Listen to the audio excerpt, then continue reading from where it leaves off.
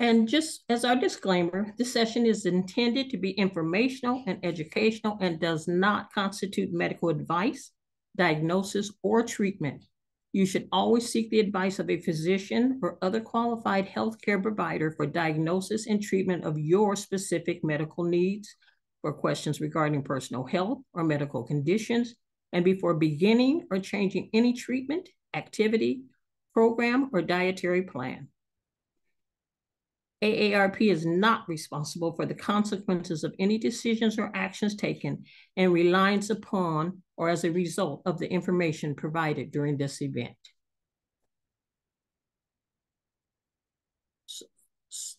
So if you haven't done so already, please click Got It when it appears on your screen. If you are not familiar, AARP is the nation's largest nonprofit, nonpartisan organization dedicated to empowering people to choose how they live as they age. With members and offices in every state, plus Washington, D.C., Puerto Rico, and the Virgin Islands, AARP works to strengthen communities and advocates for what matters most, with a focus on health security, financial resilience, and social connection. Today's program focuses on health and wellness, which is part of our social change agenda. Who's in the audience today? Joyce, who do you see in the chat? I saw a lot of people across the nation. I did. I'm still seeing people coming in. We have some West Covina, California. We got Littleton, Colorado, Saint, Lake, Utah, San Diego, La Mirada, Columbus Heights, Tennessee, of course, San Diego. We have Laguna Beach, North Carolina, Vermont. Oh my goodness, I can keep going on and on and on. Let's get this party started. Go ahead, Thanks so much, Joyce, for sharing. I don't want to miss everybody, but there's so many people coming in from different states, and I just love it. Thank you so much, and thank all of you for sharing with us in the chat today. We're delighted to have all of you join us today and hope you have your coffee, tea, or other beverage with you. We're excited to share with you the healthy eating and diabetes prevention. To get us warmed up today, we have a quick poll question for you. We ask you to quickly submit your answers. Poll number 1, Joyce. Have you or someone you know been diagnosed with prediabetes?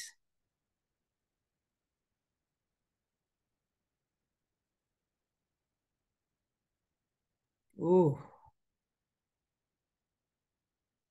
Wow.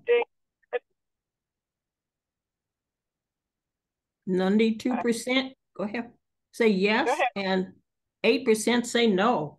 Ooh, yep. That's a high. Yeah, that's high, huh, Joyce? High percentage. Yeah, that's too high. Woo, this is going to be a great meeting tonight. This evening. So great. Thanks again. And so the second poll, Joyce? Okay, let's go to the second poll. Still waiting to see it.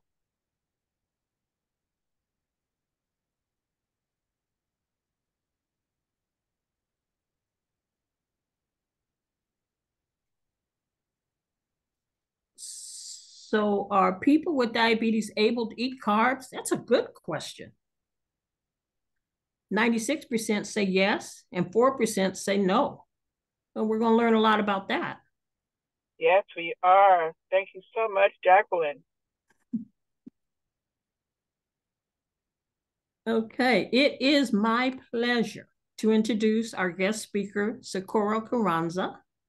Socorro Carranza is a registered dietitian nutritionist with almost 20 years of experience, specializing in diabetes and weight management. Socorro has been working at Glendale Memorial Hospital for 17 years as an outpatient dietitian. She received her bachelor's degree in clinical nutrition from the University of California, Davis, a master's degree in public health nutrition from Loma Linda University, and is currently in the process of obtaining her doctorate in nutrition at Loma Linda University. She is also a professor at USC School of Gerontology, teaching dietetics to graduate students. Socorro has also made appearances on KTLA, KCAL9, KNBC, Telemundo, and Univision. As a reminder, please put any questions for Socorro in the chat during the program, and she will answer them during the Q&A portion of our program. And per our tradition, to add some spice to their introductions, fun facts about Socorro. She is a wife and mother of 2 teenage boys. In addition to all that schooling, whoa, a busy lady. She loves traveling, camping, fishing, and reading. Welcome, Socorro. We're really glad to have you today, and we know we're going to learn a lot. Thank you, Jacqueline, for the introduction. I really appreciate it. Hi, everybody. I'm excited to be here today. I'm looking forward to telling you all about diabetes. Let me go ahead and share my slides here so that we can give you some information. Let's see, can everybody see the slides okay? Perfect. Okay, so I'm excited to be here because I am, this is one of my specialties, diabetes. I love diabetes. I love to teach about it because it does, it has affected my family personally. And that's probably why I became a dietitian in the first place, because my grandmother was diagnosed with diabetes. And that's what kind of started me on this career and just all the questions that she had. So, just seeing the polls that so many of you either know somebody or have diabetes yourselves, hopefully this information will help you or your family members. So that's what I'm hoping today. My home base is Glendale Memorial Hospital. That's the picture of it right there. The reason I'm bringing it up to you is because I see people from all over the United States right now. So that's one of the things that a lot of people don't know, that sometimes through your hospitals, you can get care in specific areas like diabetes. Like if you look here, all the lists, all the different specialties that resources that are within Glendale Memorial, and there's us right there, diabetes and nutrition. So just for those of you that are kind of seeking care, that's a good place to start. Start with the hospitals. Sometimes they know how to connect, but with resources that have diabetes or any other thing that you're looking for. I will talk about a little bit more about how to get specialized care toward the end of this presentation. Our agenda today, I have about 30 minutes, so it is really going to be a crash course.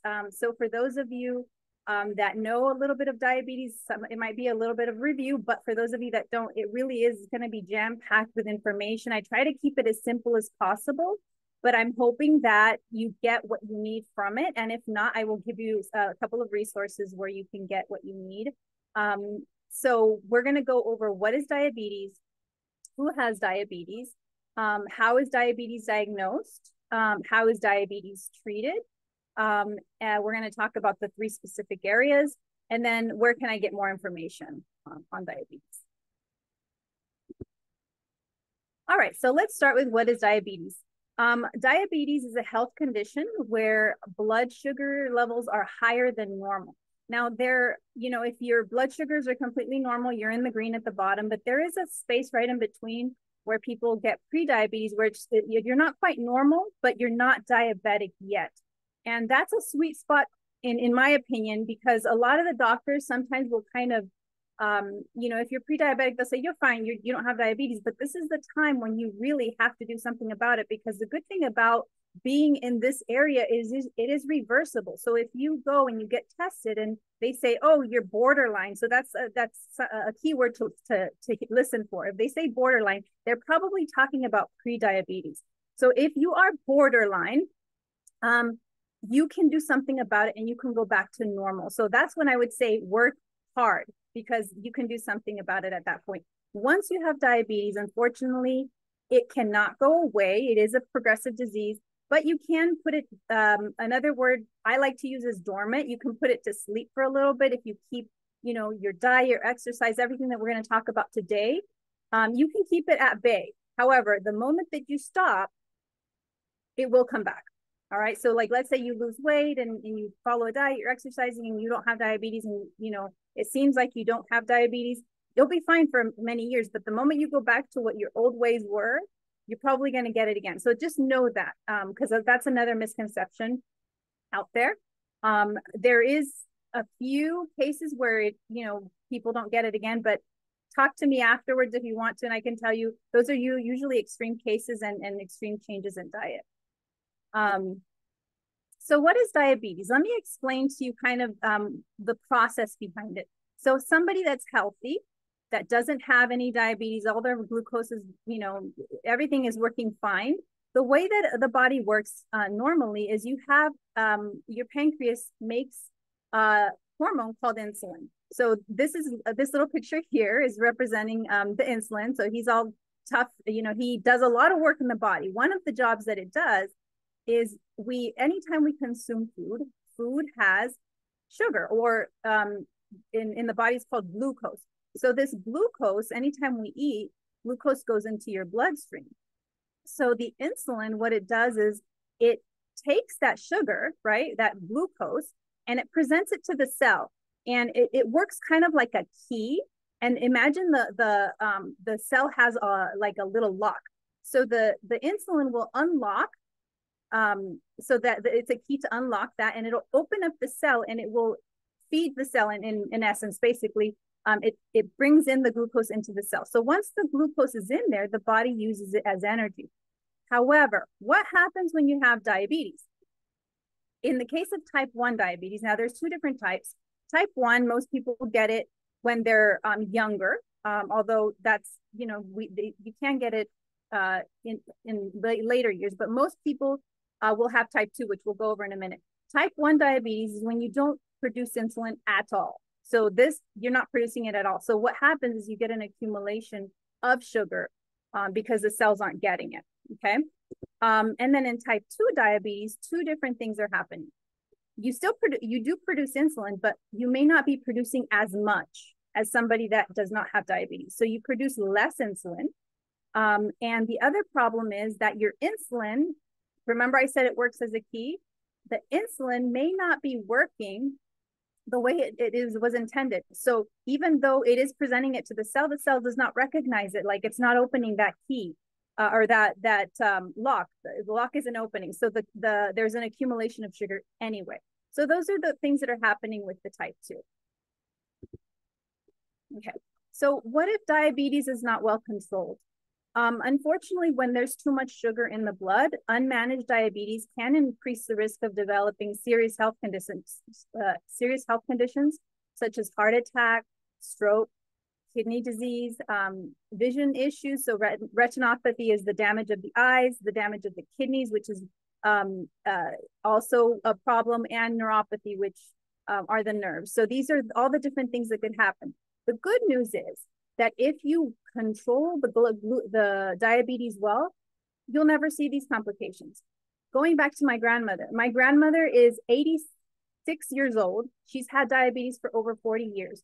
Never one complication. Why? Because she has been able to control. It has been my life mission to make sure that she's okay. So she's a good student as well, and a good patient. So she's been able to have 40 years, no complications. So there is good news. And diabetes does not have to be this dark looming thing if you have good control over it. And how does it happen? Knowing what to do. If you have the knowledge, you have the tools, you're able to control it, and you can live your life as if you didn't have diabetes. Or at least, without any of the complications. So who has diabetes? 38.4 million people across America have diabetes. So that's 11.6% of the population, and growing.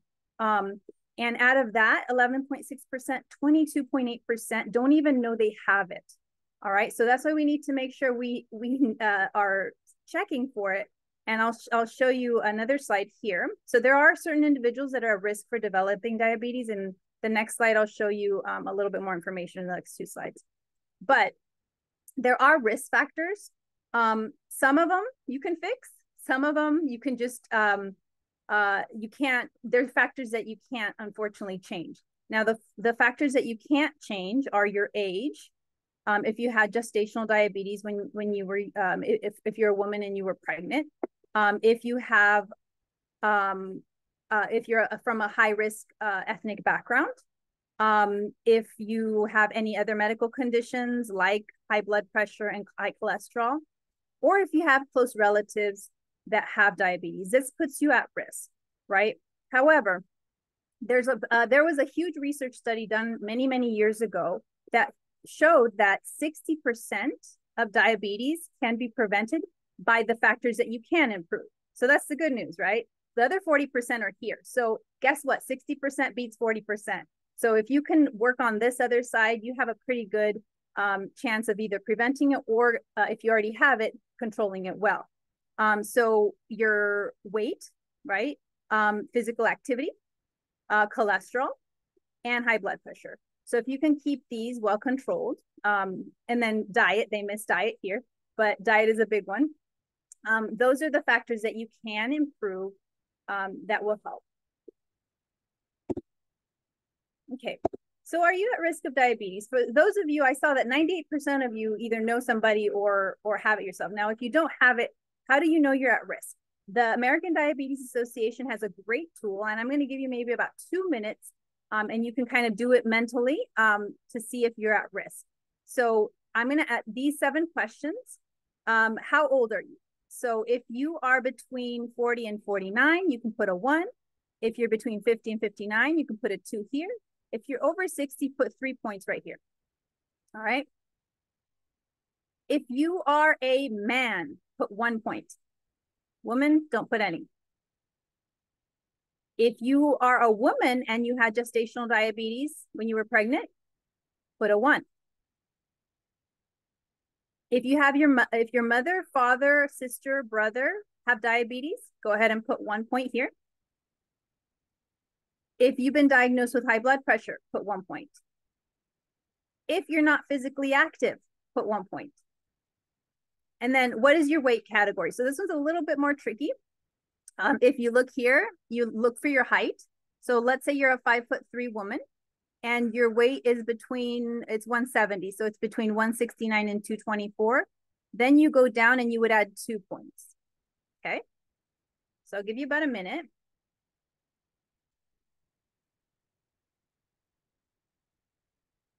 Okay. So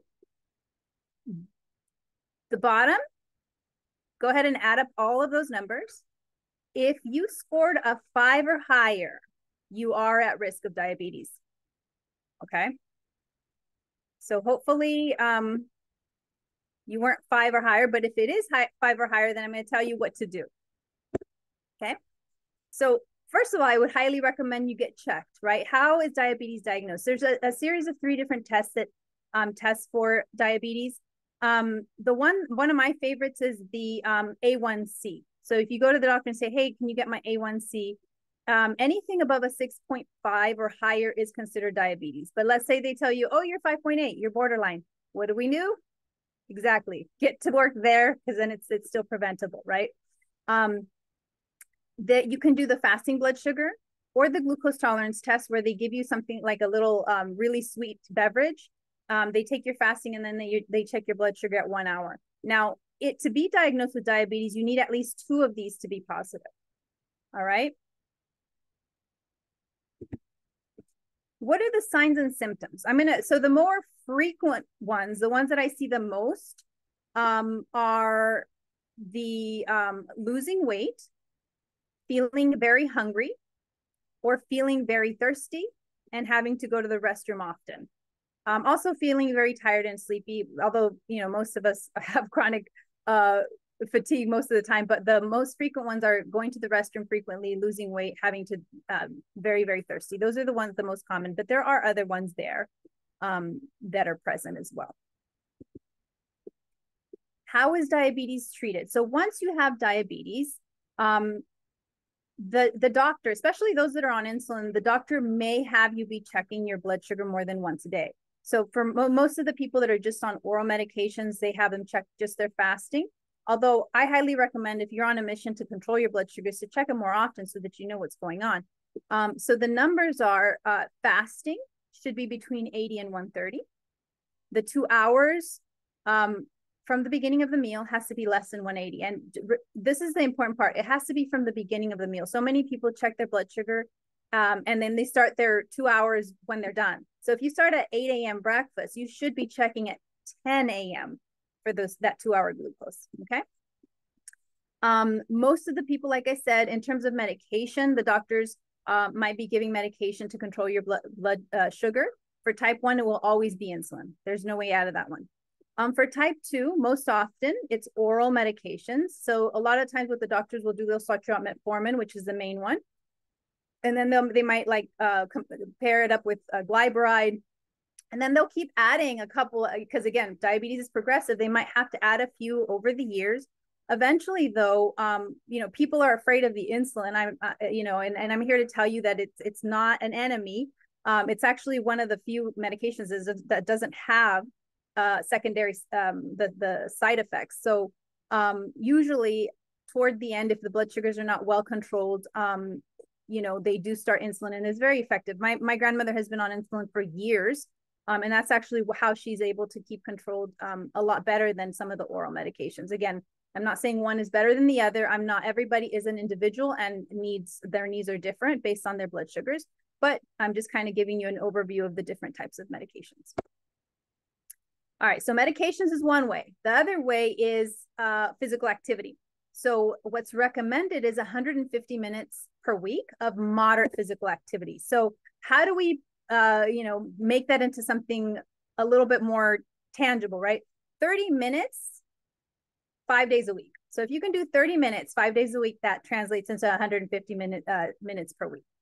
Moderate, what is moderate? So if you're able to talk through activity, but not sing, that's considered moderate. So if you're able to sing when you're walking, that's probably not moderate physical activity. It's probably just light. So just an FYI there. The third way is obviously diet, right? Adopting healthy eating habits. But the key is not only what you eat, but how you eat it, right? So let's talk about what you eat. Everybody go ahead and put your hand out like this in front of you. Your plate should be no bigger than your hand span. Okay, so if you're a man, you're gonna have a big hand span. If you're a woman, if you're a petite woman like me, you're gonna have a small hand, right? So that's how big your plate should be. Half of that plate should be in vegetables, non-starchy vegetables, which we'll talk about in a minute. A fourth should be carbohydrate foods, and a fourth should be protein. All right, so what you eat is important, but how you eat it is also important. What do I mean by that? Mindful eating. Try not to eat in front of the TV with your cell phone in front of you, you know, other things, because a lot of times when we're like concentrating on other things, we're not concentrating on the amount of food that we're eating. So sit down, you know, family style, like they used to do many years ago.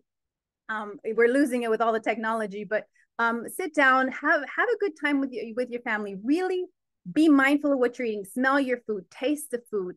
How does it feel like in your mouth, like the texture of it? So smell, taste, texture, all of that is really, really important. And then stop eating when you are satisfied. In my culture, they try to tell you, oh, are you full? That's the question that we always get. Are you full? No, do not get to the point where you're full, because if you get to that point, you have eaten way too much. All right, that's your stomach telling you you have stretched me to the limit. So you want to keep it at satisfied.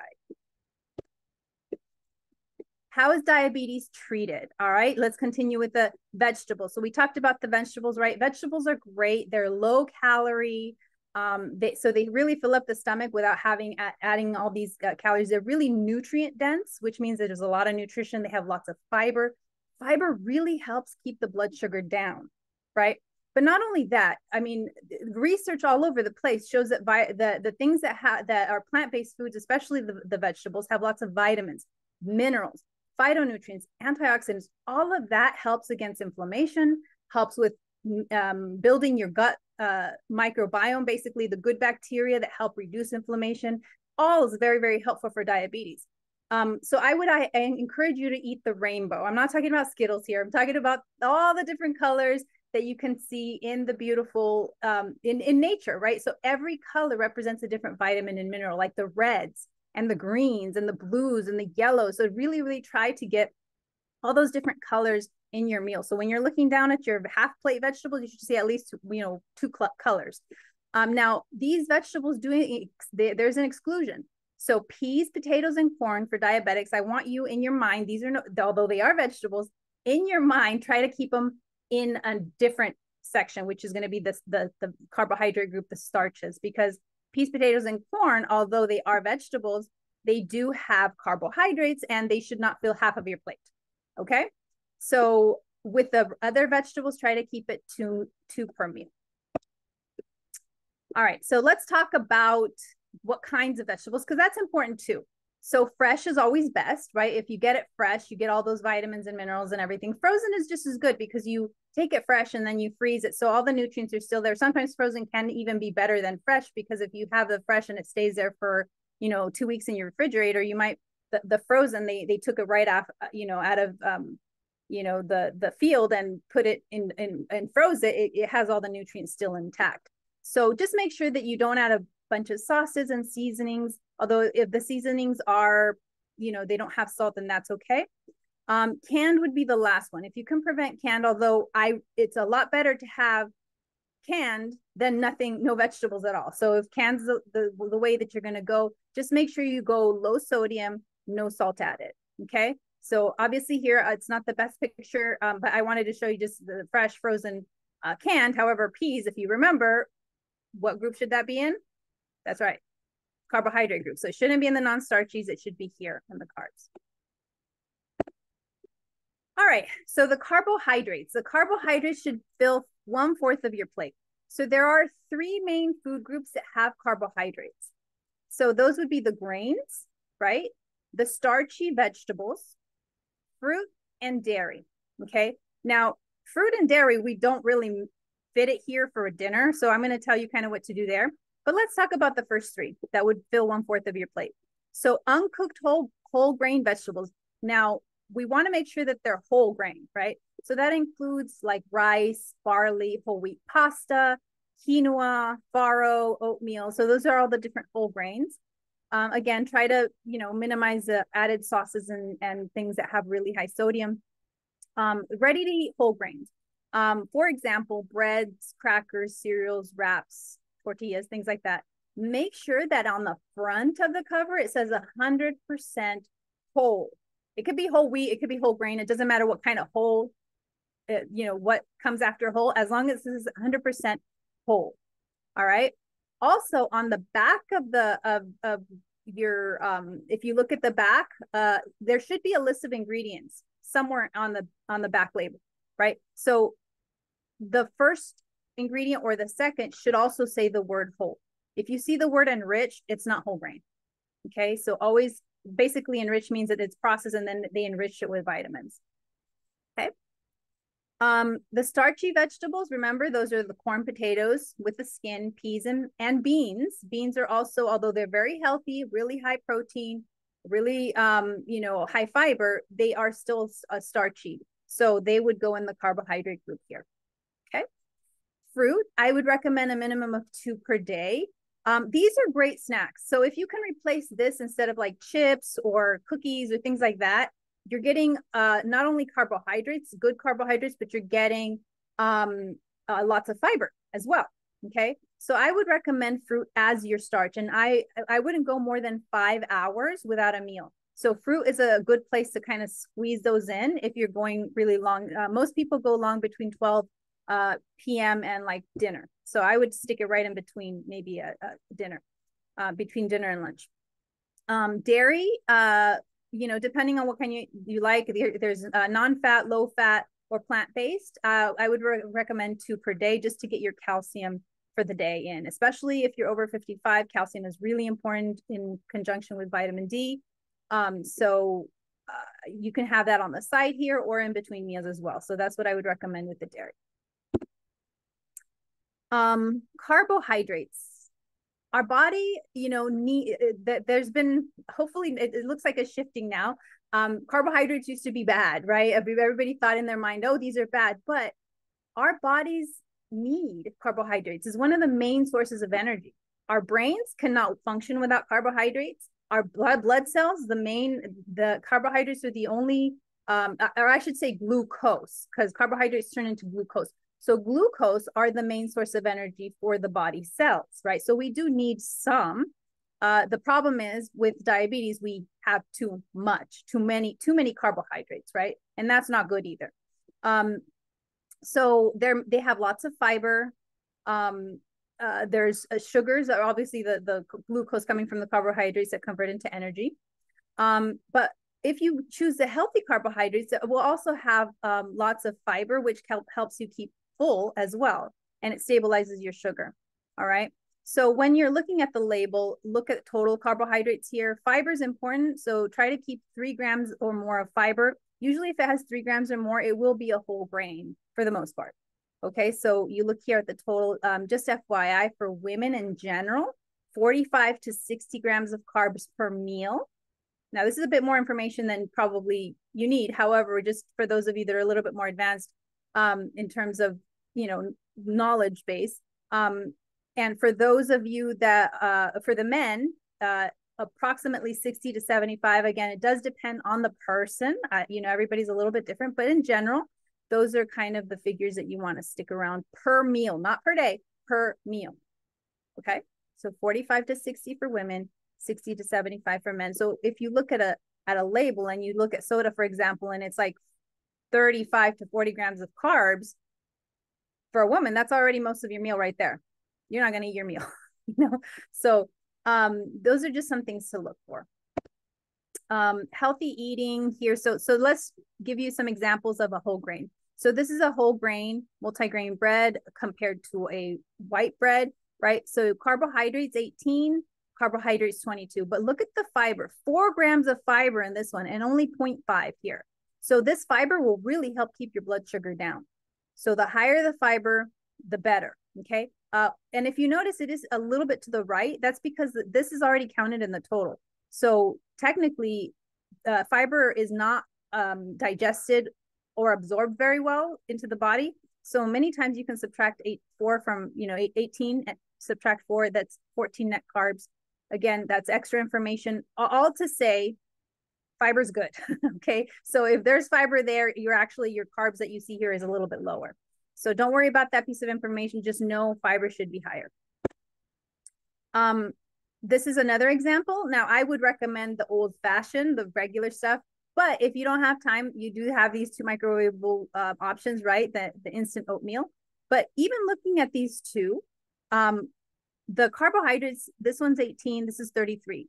Now, most of the sugar, there's a lot of carbs here. So what's the difference? Well, one difference is, yeah, they probably add a little bit of the fruit here. But look at here on the bottom, it says added sugars.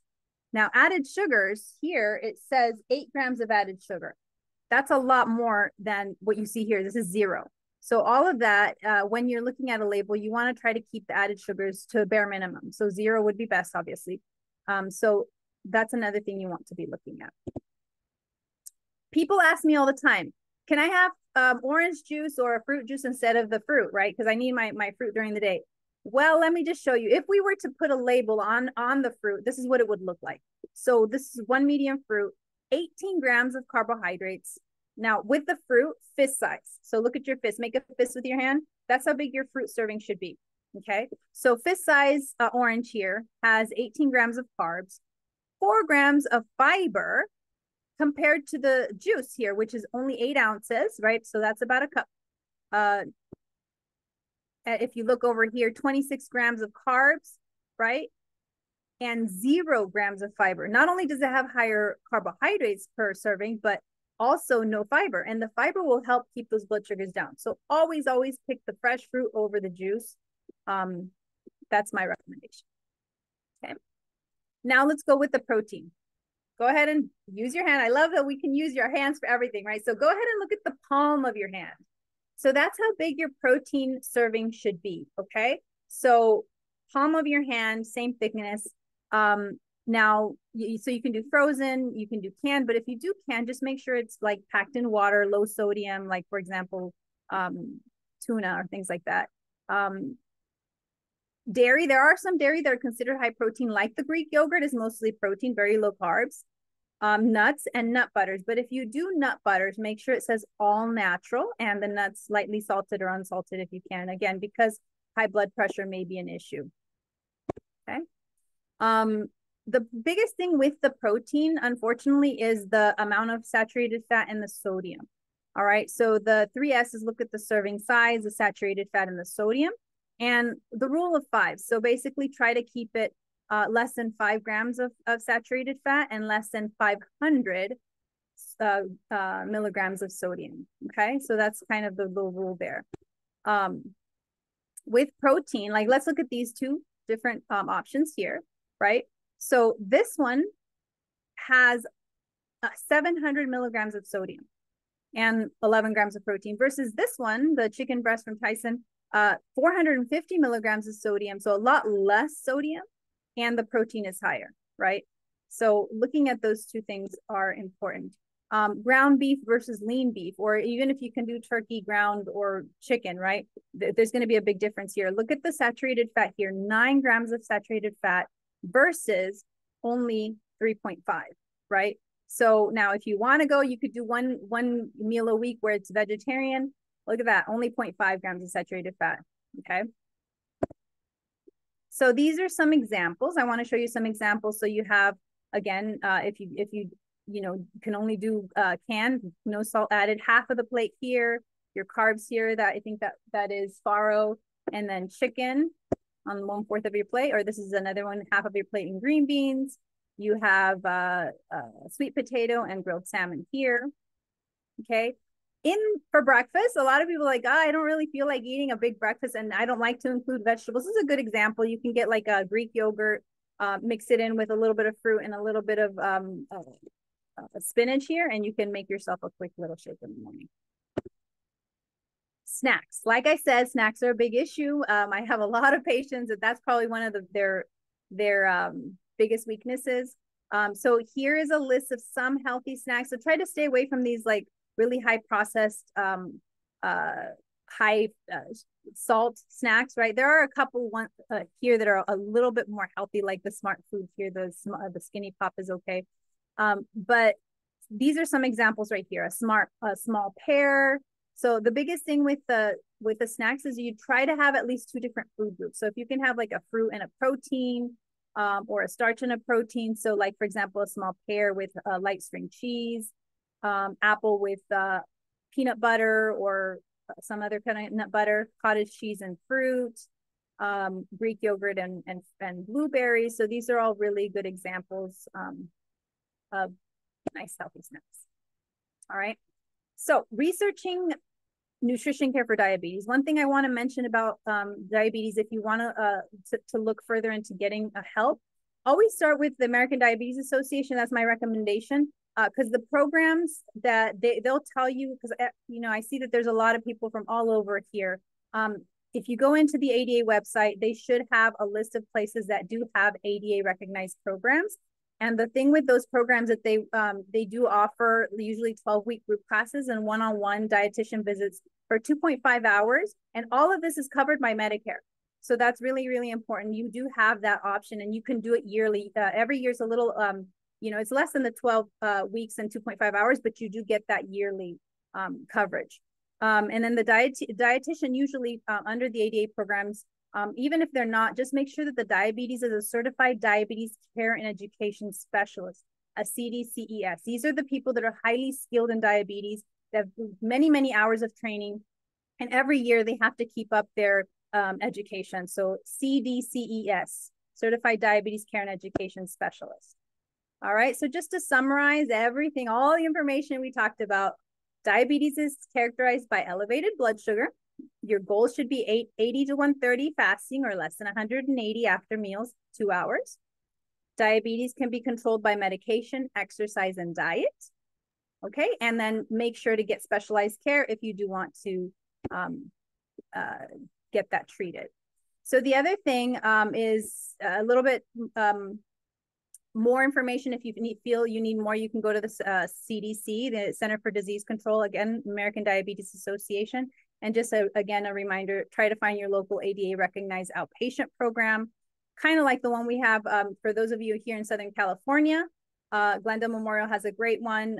Again, they offer the one-on-one nutrition counseling. Again, certified diabetes care and education specialist is what you need to be looking for. Okay, hopefully that was helpful. Thank you so much for your time and attention. I'm going to open up for questions now. Oh my goodness, girl, thank you so much. That was a lot of good information. Made me even look at my eating habits. So let's go over to the chat. I saw a lot of questions coming in This is a hot topic. Joyce, what kind of questions do you My have for goodness, there are Socorro? so many questions. So please forgive me if I don't ask your question, all right? So I'm going to start at the very first one. Is it better to eat several small meals to control blood sugar? Absolutely, yes. So if you're able to do that, I would definitely do that, because what happens is a lot of people, they'll go with only eating 1 or 2 meals, and those 1 or 2 meals are really huge. So what happens is the body can only process so much. So if your body can only process this, all of this extra is going to turn into sugar. Whereas if you're doing this frequently, you're better off in terms of managing your blood sugar in general. So yes, I would absolutely, if you can do the small frequent meals, that is the best way to go. Okay, here's a really tough question. You ready? Yes. How do you avoid sugar, which seemingly to be in almost every single food that you eat? That's a great question. And you know what? That question to me exudes frustration. What my grandmother felt, when she told me like, it's like everything, right? When the portions and this and that. Cannot avoid sugar. And that's just the way nature was meant to be. Remember, if I go back to that one slide, we need the energy, right? The body needs energy. So there are a lot of foods that have carbohydrates. But the key is, like in the presentation, it's what kind of sugars you're consuming, right? So if you go back to 200 years, how people used to eat more fresh, more less processed, right? So I would say to kind of put it in a nutshell for you, if it's in a package, I would probably go more with, something that you can make, right? Things that you can make, and then try to stick with the plate method. If half of your plate is in vegetables, it doesn't matter. You're going to get all that fiber, and then the carbohydrates, the one on the right-hand side, if you remember, you're using for energy, but it's not a lot, right? So if you can keep to the plate method, you're going to be just fine. Great. Thank you. Here's an apple cider vinegar question. I'm sure you probably heard it tons of times. Does it really help? You know what? That's a great question. And actually, there is evidence that shows that apple cider vinegar can help. So I would say it can't hurt. It definitely doesn't hurt. So just take it. There is evidence that it shows it helps. So go for it. Okay, thank you. I mean, that apple cider vinegar I've heard tons of times, so just asking. Okay, so what to do if pre-diabetics is caused by insulin resistance? Say that again. So they're asking about if you have pre-diabetic, can it be caused by insulin resistance? Oh, always. That's the definition of having pre-diabetes, is when you have insulin resistance. Now, for those of you, just a kind of an FYI,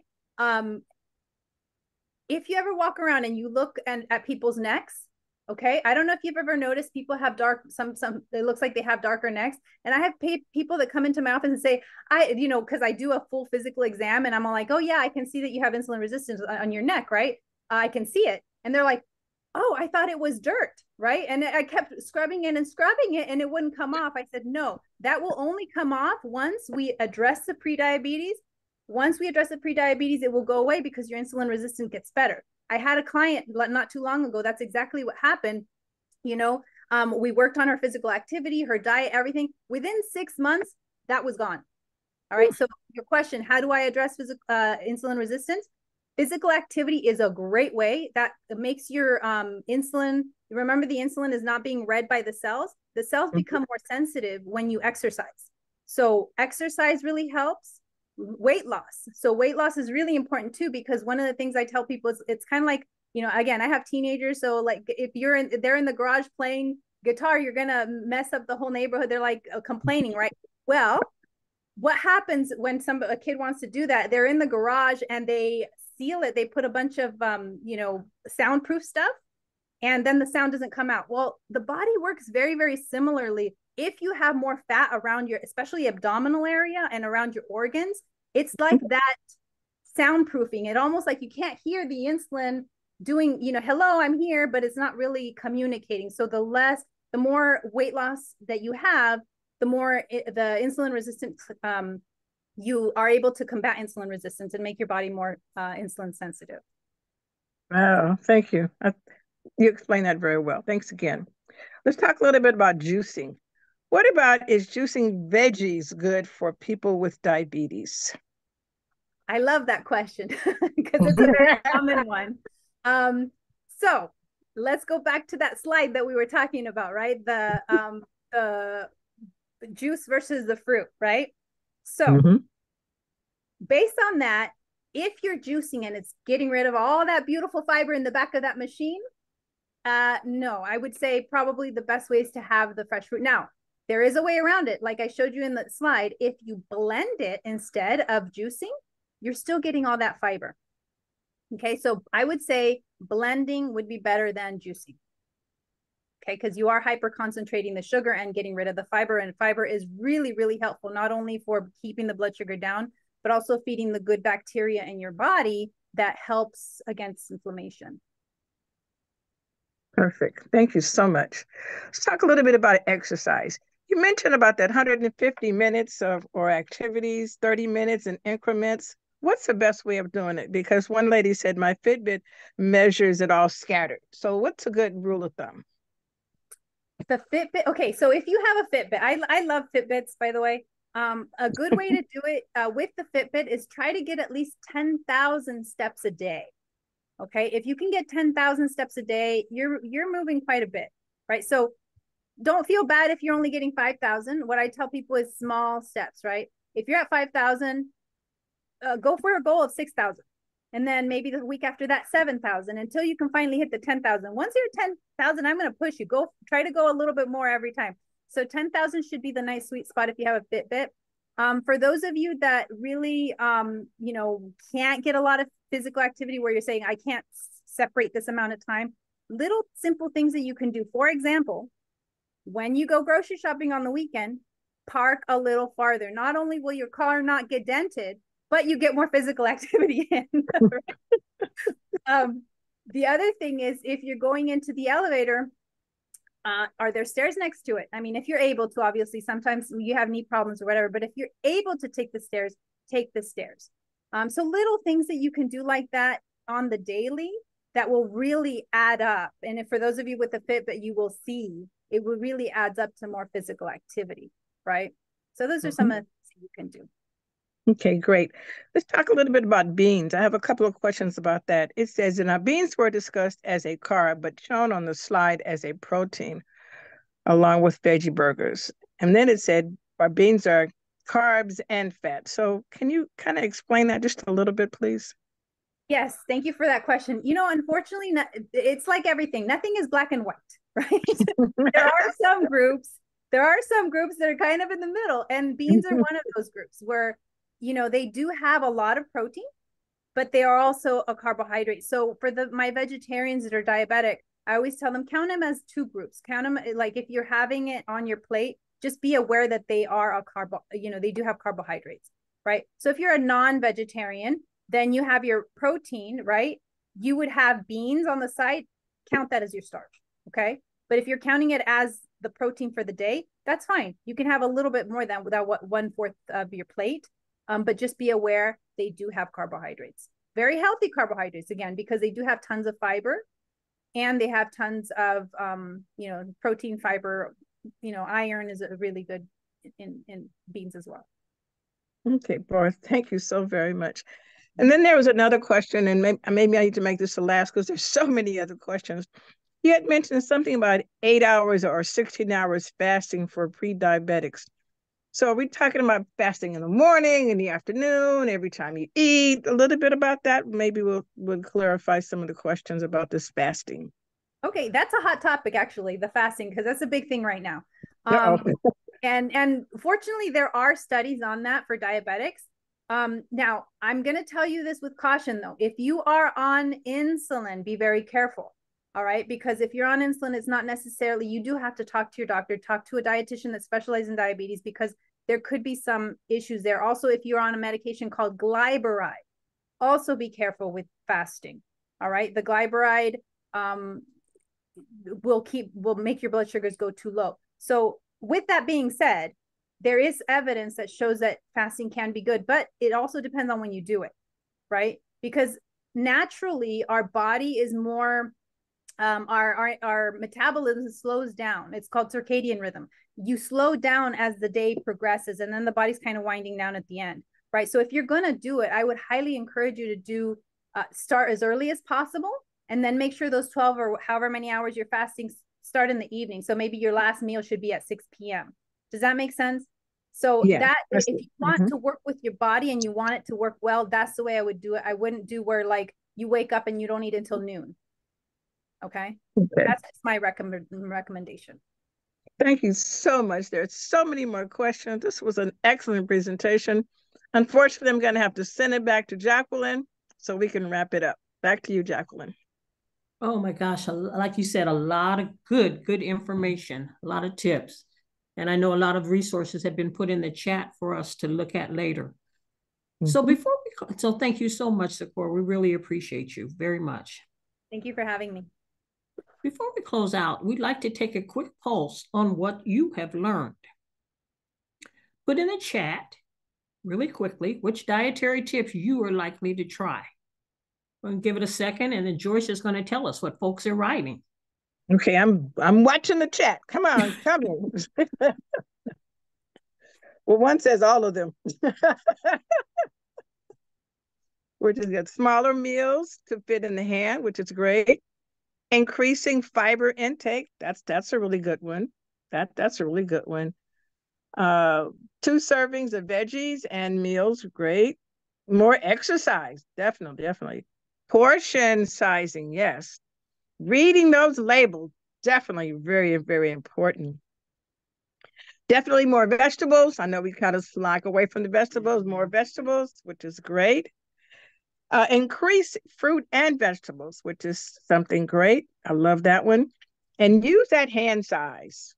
And then I can go on and on and on. So back to you, Jacqueline. Okay. We'd like to invite you to some upcoming events. Our next Tea and Coffee Tuesdays monthly meeting is Tuesday, February 13th at 9 a.m. And join us for our first of 2024 Piggy Bank Essentials with Martin, Thursday, March 28th at 9 a.m.